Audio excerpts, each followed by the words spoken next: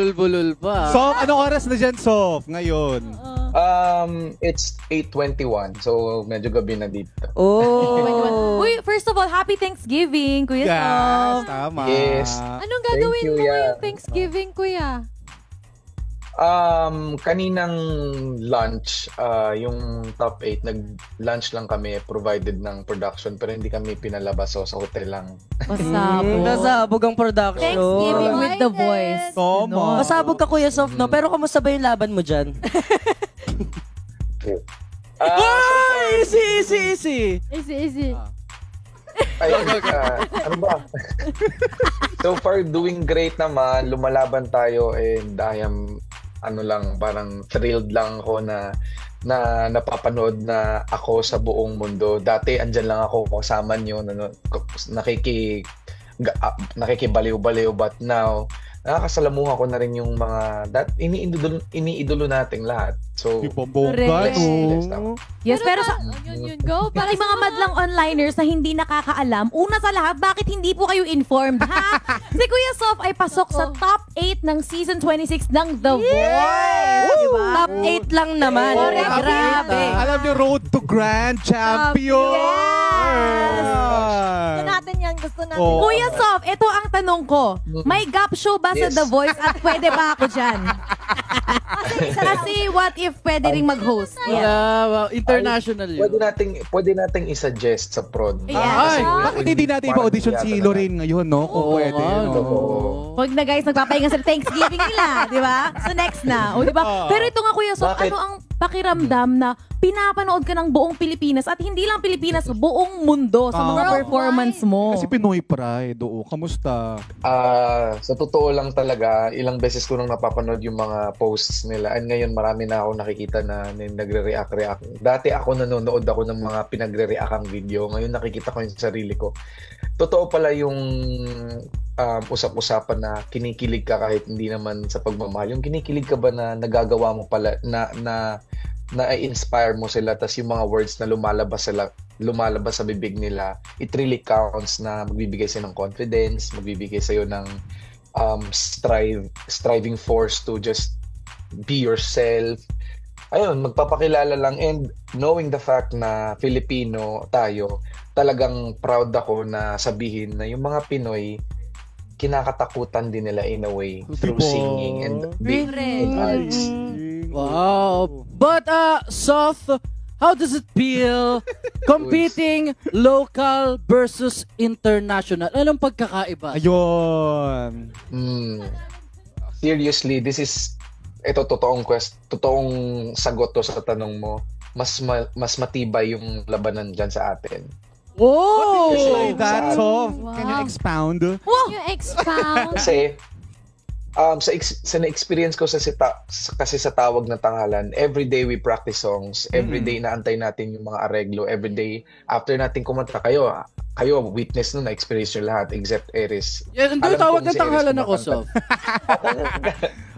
Go, Sof. Hindi, yung na-experience kasi namin dyan, kakanta ka, tatalunin mo yung tatlo muna, pag nanalo ka, aantayin mo bago matapos yung show, magpapahinga pa yung banda. Yes. Tapos mag-aaral ka ng song, uuwi ka ng bahay. Tapos kinabukasan, napakaaga ng call time. Dito kasi weekly siya. So minsan, sobrang haba ng time. So, ang masasabi ko, parang sobrang laking bagay. Kaya sinabi ko talaga na sa tawag ng tanghalan, I don't know if napanood nyo, ang laking bagay sa akin na nakasali ako ng tawag ng tanghalan kasi talagang kumbaga nabatak ba ako na. Ang laking advantage kumbaga kay Sof, no? Kasi, di ba, parang naging training ground mo. Tapos dyan parang, talaga. May pahinga pala. Tapos,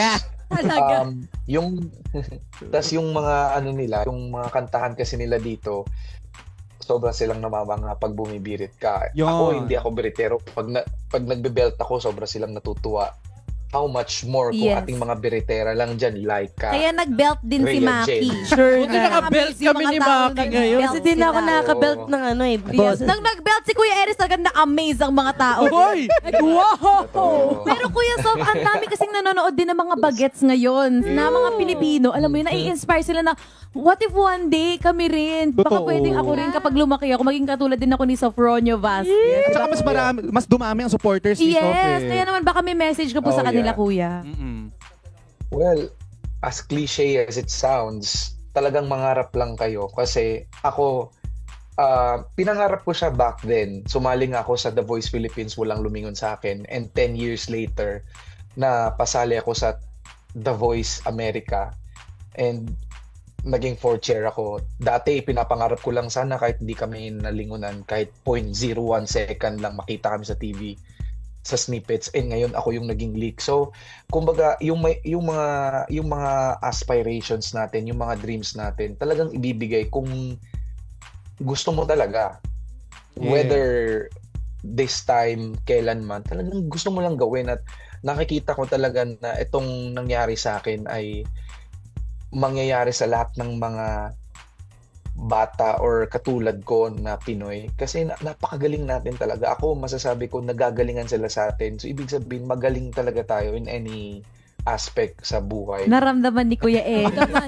Kuya Ed, Mag-belt ka nga, mag-belt ka nga, Thank you. Pero ito, may binulong sa akin si Sheena, Sof. Okay lang bang tanongin? Magkano raw yung magiging price mo kapag nanalo? Grabe, ako talaga, guys. Basta makakabili lang din ng yung mga sinabi nga ni Market sa benta ng Target. Ay! Target! Sa Target. Shopping sa Target. At mapapagawan niya ako ng bahay. Ay, ganon. Joke lang, pero kuya, ano bang feeling na binati ka nila Meme Vice at ang buong Showtime family on air? Isa yan sa mga highlights ko. Every time na sinasabi sa akin ng mga staff nila, Gio, Faye, Pawi, so binati ka ni Meme, talagang tuwang-tuwa ako, parang kinikilig din ako. And before talaga ako kumanta sa stage, I don't know kung mapapanood to ni Ate Vice, talagang message ko siya na thank you for inspiring me to dream. Kasi kahit nung lumalaban pa kami, she's trying to make sure na lahat ng mga contestants or lahat ng mga talent na dadaan sa tawag ng Tanghalan stage ay napapansin at binibigyan niya talaga ng highlight, and ako talagang inspired ako sa kanya. So, thank you ate, thank you sa lahat ng mga andyan. Yes, we're so proud of you. Sobrang proud. Kasi lalo-lalo ng mga Pilipino tayo, pag may mga sumasaling mga Pilipino sa labas, Yes. uy, Philippines! At saka nabanggit ni Sof kanina, kinakatakutan ng talento ng Pilipino. Pero hindi lang talento Kumbaga yung pag nagsama-samang magsuporta yung mga Pilipino, kinakatakutan yan. Kasi grabe, solid talaga tayong supporters, Support! right? Kaya paano ka namin Tsaka- masuportahan, kuya? Yung Lalong-lalo na yung mga madlang onliners so- natin sa US. Okay, so pinagkalooban tayo ng pagkakataon to be part of the top 8 nga sa The Voice Season 26, and I will represent Team Bublé, Michael Bublé, which is shout out coach, gustong-gusto niya yung mga Pinoy by heart. Masusuportahan nila ako through, alam ko napapakita yata sa screens ngayon, through 2 ways. The first one is through the Voice app. Sa lahat ng mga nasa Amerikang Pinoy, sa mga OFW at sa lahat po ng mga andito talaga, pwede nyo akong iboto through the Voice app. You can download the Voice app and find my name. The voting lines will open Monday after the performances. And the second way is through nbc.com/voicevote or vote voice. Ayun, so sa isang account o sa isang tao, 2 beses siyang pwedeng bumoto. Isa sa app, isa sa sa site. So, sana tulungan niyo po ako kasi parang konting kembot na lang. Sir! Pwede na tayong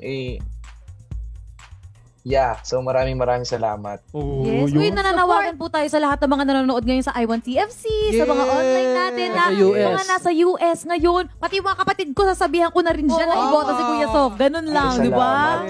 Pasabog. Sila talaga yung magpe-play na malaking role sa pagkapanalo ni Sof. Totoo. Supportahan natin. Kasi wala nang say yung mga coaches, wala nang say yung pro. It's in America's hands kumbaga. So, Kailan po ba ang start ng botohan, Kuya Sofaru? Ay, Kuya Sof. Kuya Sof. Sofaru? Sofaru daw, Sofaru. Tatawa ako dun yung botohan, I think mag-open siya ng Monday, 5 p.m. Kasi 5 p.m. EST, so East Time. e-ere kami, so kakanta kami ng live and then magbubukas yung botohan overnight. So kinabukasan 7 a.m. i-close nila and then magka-counting. So the top 4 highest numbers will advance to the top 5 and then the remaining bottom 5 will sing their butt off for a one chance. So instant save. So kakanta din tayo parang dyan 2-3-6-6. So I love it. Kaya madlang onliners na nasa USA, alam nyo na. Alam nyo na. Gawin nyo. Supportahan natin, ha? Ipanalo Support. natin to. Correct. Panalo natin si Sofuru. Yeah.